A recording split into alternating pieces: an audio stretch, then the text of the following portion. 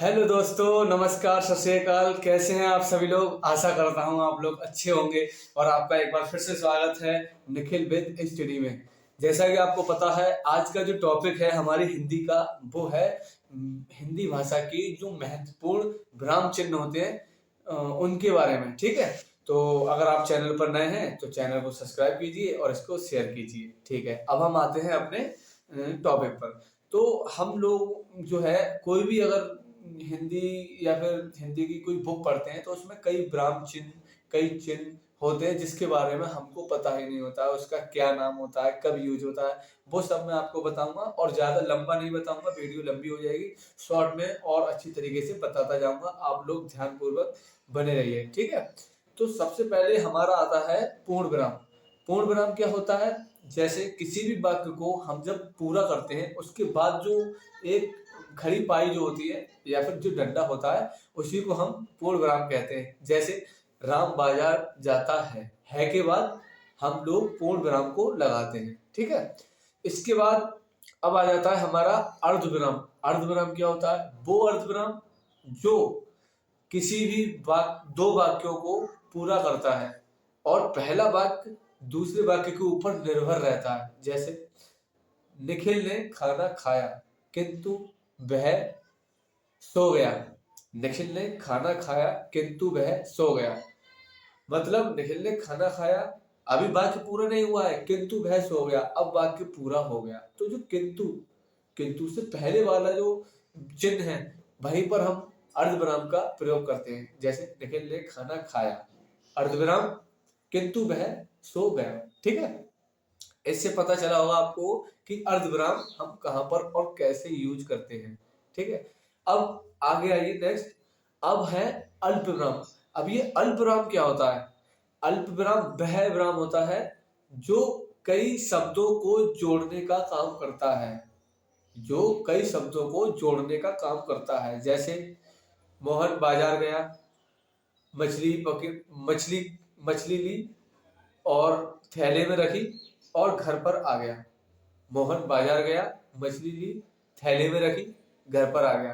तो मोहन बाजार गया, मछली ली, थैले में रखी और घर पर आ गया। तो जो तीन अक्षर लगातार हैं, मोहन बाजार गया, मछली ली, थैले में रखी, तो मछली के बाद एक अल्प विराम लगता है, फिर थैले में रखी अल्प विराम लगता है, और वह घर को चल दिया। इस तरीके से हम अल्प विराम को समझ सकते हैं। ठीक है, अल्प विराम के बाद आता है प्रश्नवाचक चिन्ह। अब ये प्रश्नवाचक चिन्ह क्या होता है? वह चिन्ह जिसमें किसी से कोई प्रश्न वाली, कोई भी जो भाव आते हैं, प्रश्न वाले भाव, उसी को प्रश्नवाचक चिन्ह कहते हैं। ये तो साधारणतः आप लोगों को पता होगा। जैसे तुम क्या कर रहे हो, इसमें मैंने आपसे प्रश्न पूछा तुम क्या कर रहे हो, तो इसमें जो क्या है, क्या का अर्थ होता है कि हाँ ये प्रश्नवाचक जो है वाक्य है, और प्रश्नवाचक वाक्य के लिए ये वाला चिन्ह लगता है। ठीक है, ये गोल करके इस तरीके से ये वाला चिन्ह लगता है। ठीक है, अब प्रश्नवाचक चिन्ह तो हो गया। वह कहाँ जाता है, तो यहाँ पर हम प्रश्न कर रहे हैं तो उसके लिए प्रश्नवाचक चिन्ह लगता है।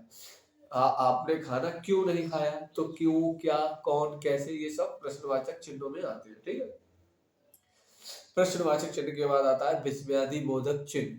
विस्मयादि बोधक चिन्ह जो जो आई होती है उसको उल्टा करके जो लिखा जाता है, आप लोगों ने शायद काफी किताबों में लिखा हुआ देखा होगा, लेकिन मैं आज आपको बताता हूँ। ठीक है, ये जो उल्टी आई होती है ना, इसी को हम विस्मयादि बोधक चिन्ह बोलते हैं। ये चिन्ह तब बोला जाता है जहाँ शोक, खुशी या फिर दुख प्रकट होता है। जैसे जैसे मैंने किसी को शाबाशी दी, शाबाश तुम पास हो गए, तो यहाँ पर शाबाश जो दी हमने, यहाँ पर खुशी प्रकट होती। तो शाबाश के बाद हम विस्मयादि बोधक चिन्ह लगाते हैं। जैसे शाबाश विस्मयादि बोधक चिन्ह, उसके बाद तुम जो है पास हो गए। ठीक है, उसके बाद जो है हमारा आता है कि वाह तुमने कर दिखाया। तो वाह तुमने कर दिखाया में क्या होता है? जो वाह होता है ना, वाह के आगे जो है उल्टी आई यानी कि विस्मयादि बोधक चिन्ह लगा होता है। उसके बाद वाह विस्मयादि बोधक चिन्ह, आप जीत गए, या जो भी, मतलब ये होता है हमारे विस्मयादि बोधक चिन्ह। इसमें आश्चर्यजनक भी कई बातें होती है, हाय ये क्या हो गया, तो जो हाय होता है उसके आगे विस्मयादि बोधक चिन्ह लगा होता है। ये आप लोगों ने कई बार देखा होगा। तो इस तरीके से हमारा विस्मयादि बोधक चिन्ह होता है। ठीक है, आज मेरी स्पीड थोड़ी ज़्यादा है, माफ़ कीजिए अगर कुछ गलती हो तो। उसके बाद हमारा आता है योजक चिन्ह। अब ये योजक चिन्ह क्या होता है, आप लोगों ने कई बार देखा होगा लेकिन आपको नाम नहीं पता होगा, नाम मैं बताऊंगा। जैसे आपने कई बार बुक में पढ़ा होगा कभी कभी, तो जो कभी कभी होता है उसके बीच में एक छोटी सी लाइन खड़ी होती है, छोटी सी, उसी को हम योजक चिन्ह बोलते हैं। जैसे आस पास, कभी कभी, मम्मी पापा, माता पिता, है ना। तो कई तरीके के जो शब्द होते हैं उन्हें बोलते हैं योजक चिन्ह। उनके बीच में जो चिन्ह होता है उसको बोलते हैं योजक चिन्ह। तो आपको ये क्लियर हो गया होगा।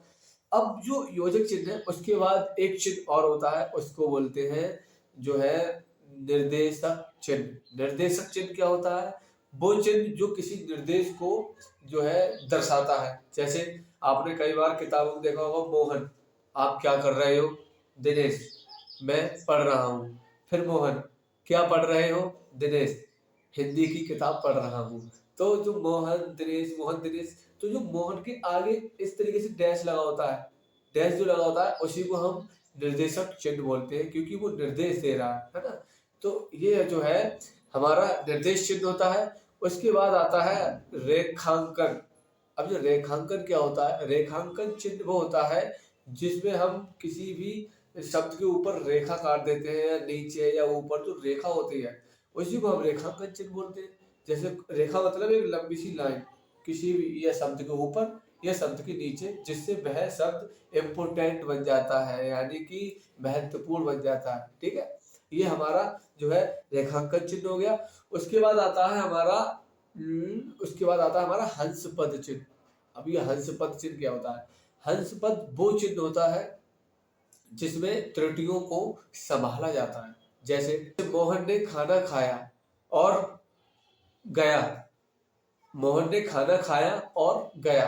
तो मोहन ने खाना खाया और गया, तो गया और के बीच में क्या है, घर जो है रह गया, यानी कि छूट गया। जैसे मोहन ने खाना खाया और घर गया होना चाहिए था, लेकिन वहां पर घर हम नहीं लिख पाए, हमसे भूल हो गई। तो ये होता है त्रुटि बोधक चिन्ह। तो हम क्या करते हैं, उसमें हंस पद वाला चिन्ह लगा के और उसके ऊपर लिख देते हैं घर।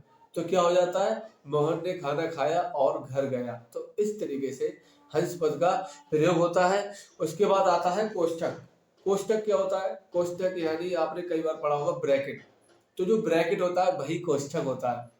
तो जो कोष्ठक होता है, जैसे ये जो कोष्ठक होते हैं ना, कोष्ठक के बीच में हम उन शब्दों को रखते हैं जो बहुत ही इंपॉर्टेंट होते हैं। जैसे मैंने अपने भाई से कहा कि वो घर पर चला जाए। तो मैंने अपने भाई से कहा, तो भाई के आगे ब्रैकेट में लिख दिया निखिल, यानी कि भाई जो है वो निखिल है।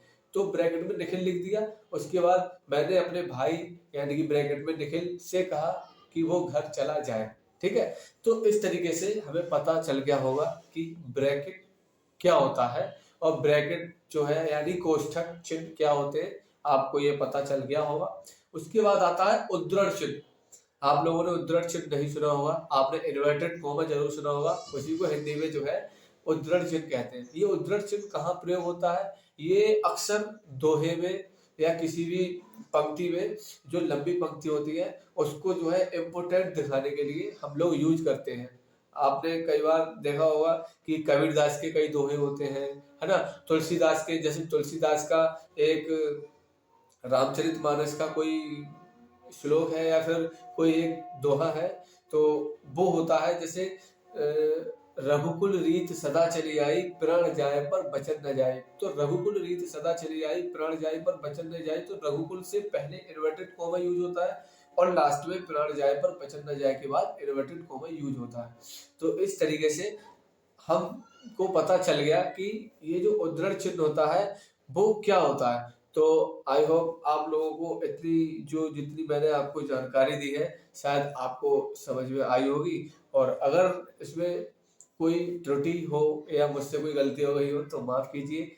और भी कई चीज़ें हैं, इसमें बहुत लंबा प्रोसेस है, चाहूँ मैं बहुत लंबे तरीके से समझाऊँ, लेकिन वीडियो लंबी ना हो जाए, अभी मेरी शुरुआत है तो मैं सोच रहा हूँ कि इसको हल्के हल्के आगे तक लेके जाऊँ। तो ठीक है, आज के लिए इतना ही काफ़ी है। बाकी जो है हम नेक्स्ट वीडियो में करते हैं। धन्यवाद।